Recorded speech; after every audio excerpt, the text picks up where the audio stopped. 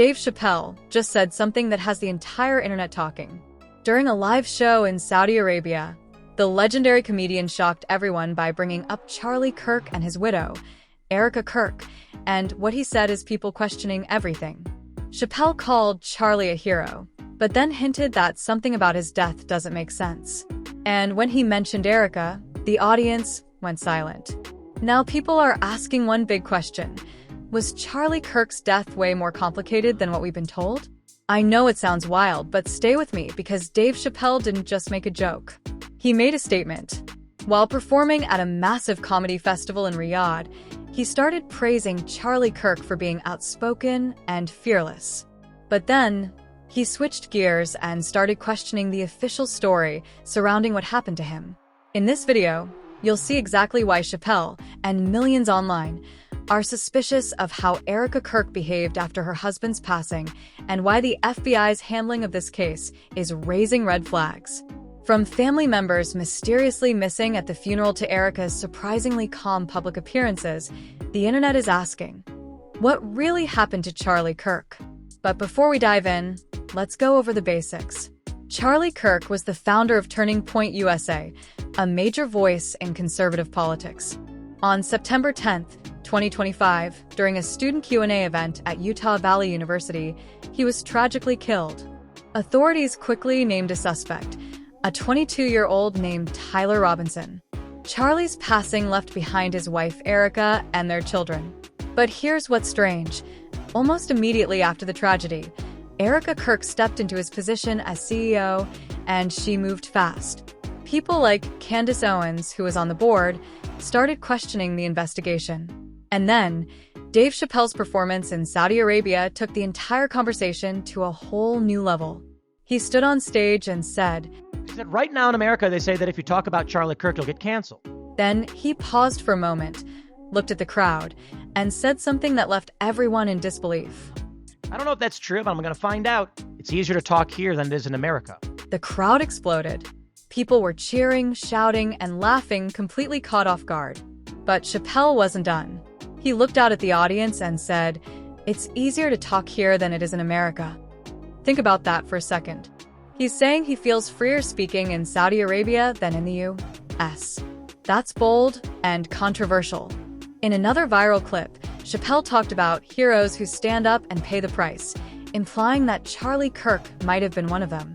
He called Charlie a brave man, but he also questioned whether his death was as simple as we've been told. Of course, not everyone agreed with him.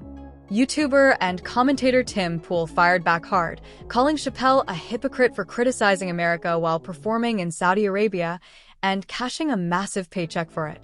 The issue is that Dave Chappelle took money from Saudi Arabia while criticizing America, and that is... Tim made a strong point. He explained that Chappelle's show in Saudi Arabia was pre-approved by local authorities, meaning he had to agree on what topics he could and couldn't talk about. So, when Chappelle says it's easier to speak there than in America, Tim argues that's not the full truth. I'm just so sick of this, because homie had to negotiate with Saudi Arabia on what he'd be allowed to talk about. And here's what made people's jaws drop. Tim revealed that comedians performing at that festival were reportedly paid up to $375,000 each. That's life-changing money, but it also raises the question, was Chappelle speaking freely or saying what he was paid to say?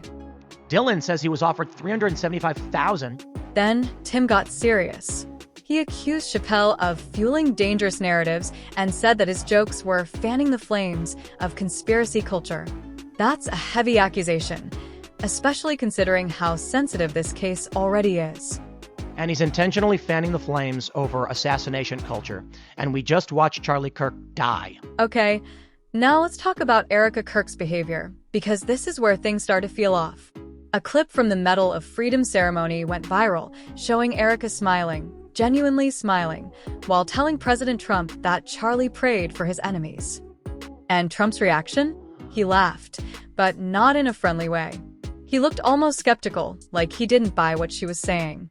That moment struck people as strange. How could someone seem so calm, so cheerful, so soon after losing their husband in such a tragic way? And he's making these comments because people have lost their jobs for mocking the assassination of Charlie Kirk, or in some more extreme cases, and a lot of them, calling for more assassination. Okay, now let's talk about Erica Kirk's behavior, because this is where things start to feel off.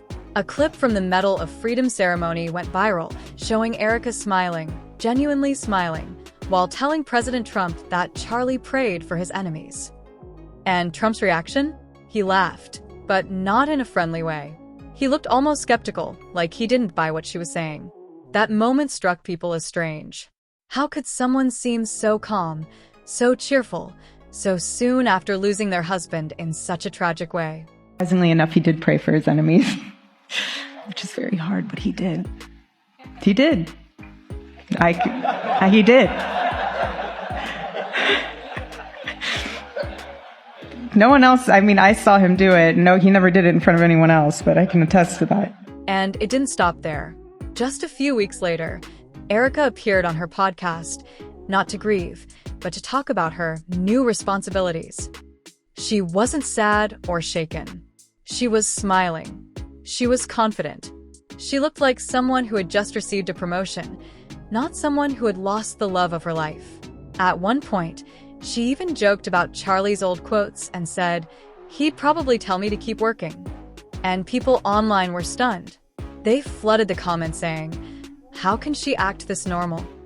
Where's the emotion?" Clips of her podcast started going viral with captions like, "The happiest widow on the internet." That's harsh, but when you watch it, you start to understand why people feel something isn't adding up.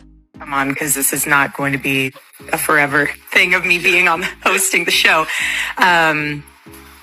was because I gave assurance to people that Turning Point USA is continuing, and it is. We are so blessed to have more work than we even could ever dream of. it's. She seems really upbeat, really happy, only days after her husband was assassinated. That looks like smiles. That looks like laughing and happiness and joy. So many people noticed this. Erica was laughing right after her husband. And then the story took another strange turn. A few days after Erica's podcast aired, footage from the funeral started spreading online. People noticed something odd. Charlie's parents, his own family, were nowhere to be seen in the front rows. Instead, the seats were filled with donors, influencers, and political figures. And when one of the speakers mentioned Charlie's parents, Erica quickly changed the subject and moved the microphone to someone else. That short clip went viral instantly.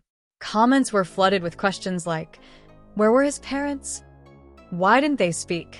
Did they even attend? The funeral that should have united people only raised more suspicion. More work than we even could ever dream of. It's. Then came the most shocking twist of all. Candace Owens, who had been close to Charlie, decided to speak out. In a live interview, she claimed she had screenshots, emails, and messages that could change everything. But before she could release anything publicly, her account went offline. For 48 hours, her social media pages were gone. When she finally returned, all her posts about Charlie had vanished. She didn't explain why. She just tweeted one sentence: "Some truths are safer left unsaid." That one tweet sent the internet into chaos. I'm upset because I called Erica Kirk a fraud, a failed actress, and the happiest widow I've ever seen. I stand on that, and I'll keep saying. After Candace Owens went quiet, everything changed. The story didn't fade away. It grew louder. Every corner of the internet started whispering about what really happened after Charlie Kirk's death. On Reddit, people were dissecting timelines like detectives. On X and Telegram, screenshots began to circulate. Photos of Erica smiling at events, clips of her interviews, her social media posts about moving forward. Each post added fuel to the fire. But there was one video that broke everything open. It came from the Medal of Freedom ceremony, where Erica Kirk stood in front of President Trump.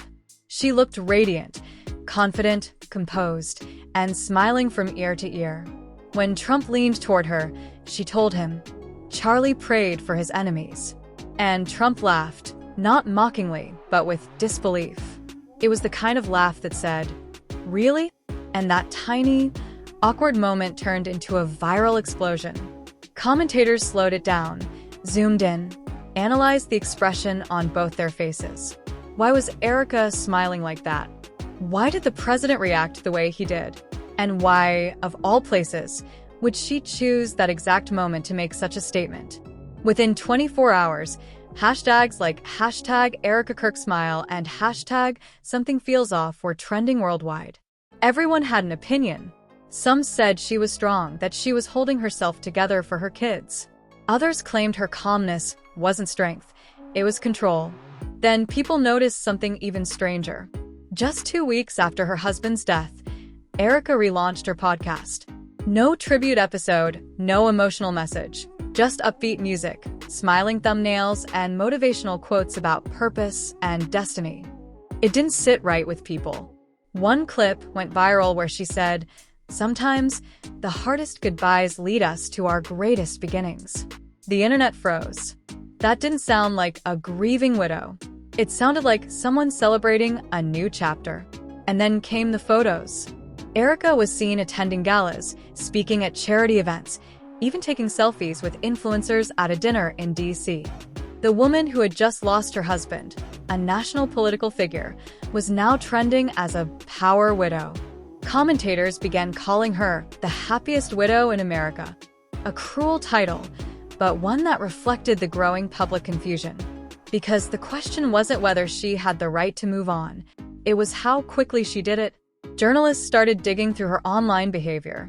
They found that Erika had deleted hundreds of old posts featuring Charlie, family photos, anniversary messages, even their wedding pictures. Almost like she was erasing a part of her past. One investigative blogger wrote, "It's as if she's rewriting the story one post at a time." And then something truly unsettling surfaced. People noticed that at Charlie's memorial service, his own parents and siblings weren't there. Not a single family member appeared in the photos. No statements. No condolences. Nothing. Meanwhile, Erika stood at the podium, perfectly composed, delivering a speech that felt more like a TED Talk than a eulogy. Her tone was calm, confident, rehearsed. Not a single tear. Clips of that speech went viral too, captioned, "No grief. No pain. Just control." Soon, the internet divided into two sides. One side said Erika was simply strong, a woman of faith refusing to break. The other side whispered darker theories, that maybe she wasn't broken because she never truly lost anything. And that's when people began digging deeper. Into her past. Her business records. Her sudden rise inside Turning Point USA. The timeline didn't add up. How did she become CEO so quickly? How were her public appearances organized within days of her husband's death? And why did she seem so prepared? Every smile, every quote, every public appearance started to look less like grief and more like a performance. And that's when one journalist wrote a line that would echo across the internet. "When the widow stops mourning before the body is cold, the story isn't over. It's just beginning." As the weeks went by, silence became the loudest sound in the room. The FBI stopped giving updates. No press conferences. No statements. Just 3 words on their website. Investigation ongoing, no further comment. But outside the silence, something else was happening. Whispers. A small group of independent journalists began connecting the dots that mainstream outlets wouldn't touch. One of them was Clara James, a seasoned investigator who'd spent 10 years exposing corruption and government cover-ups. She wasn't famous. She wasn't backed by any major network. Just her camera, her laptop, and a growing online following that trusted her to say the things others were too afraid to say. Clara started digging into the financial records of Turning Point USA after Charlie's death. She noticed something odd. Within 10 days, several large transfers were made to accounts she couldn't trace. The money was labeled administrative restructuring.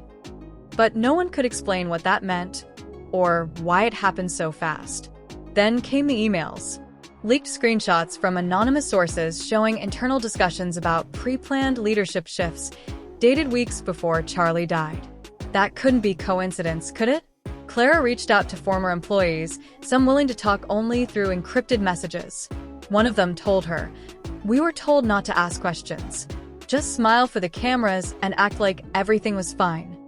That's when she knew she had something big. So one Friday night, Clara went live on her channel. Tens of thousands of people watching, comments flying up the screen. She sat at her desk, the lights dim, her face pale but determined. In her hand was a thick folder. She called it the evidence no one wants you to see. Her voice trembled at first, but steadied as she spoke. She said she had documents showing that Charlie's death might not have been the act of a lone gunman, that there were people, powerful people, who benefited directly from his disappearance. Viewers leaned in. She promised to show the papers live, right there on stream. Then a sound. A faint thump. It came from somewhere behind her. Clara turned, eyes wide. "Did you hear that?" she whispered. The chat exploded.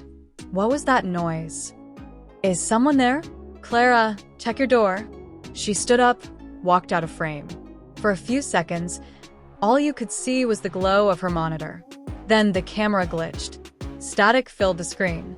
10 seconds. 20. 30. When the feed returned, Clara was gone. The chair in front of her desk was slowly spinning, the papers scattered across the floor. Then silence. The live stream cut. Her followers panicked. They tried calling her, tagging her, reporting it. No response. For 72 hours, her channel stayed dark. When she finally reappeared, her voice was softer, almost hollow. She didn't mention the folder. She didn't mention the stream. She just looked straight at the camera and said, "I'm okay. That's all that matters. Please stop asking questions." Then she smiled, but it wasn't the same smile. It was the kind you give when you know you can't speak freely. Her next video was titled, "Some Stories Aren't Meant to Be Finished." And just like that, she vanished again, this time for good. To this day, no one knows what happened that night. The folder was never found. Her hard drive, her backups, even her social media accounts were wiped clean. Some people say she's in hiding. Others claim she was silenced. But the strangest part?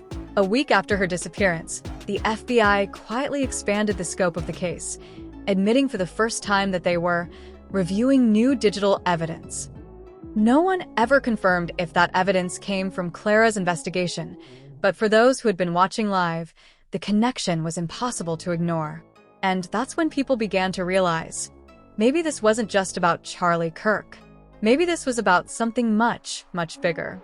Here's all I'll say. If the FBI and the authorities in Utah end this investigation by declaring Tyler Robinson a lone gunman with no accomplices whatsoever, without having done, a truly exhaustive investigation. After Clara James vanished, the internet exploded.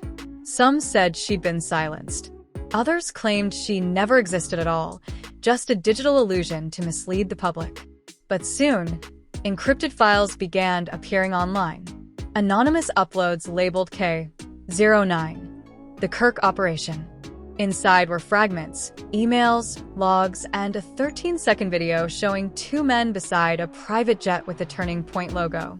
A distorted voice said, "It's already handled. The announcement goes out Monday." That Monday was the day Charlie Kirk was meant to reveal his audit, the one exposing missing millions, the one he never got to finish. Then came more strange events, his partners vanishing, offices closing overnight, accounts wiped clean. The FBI refused to release files. Mainstream media stayed silent.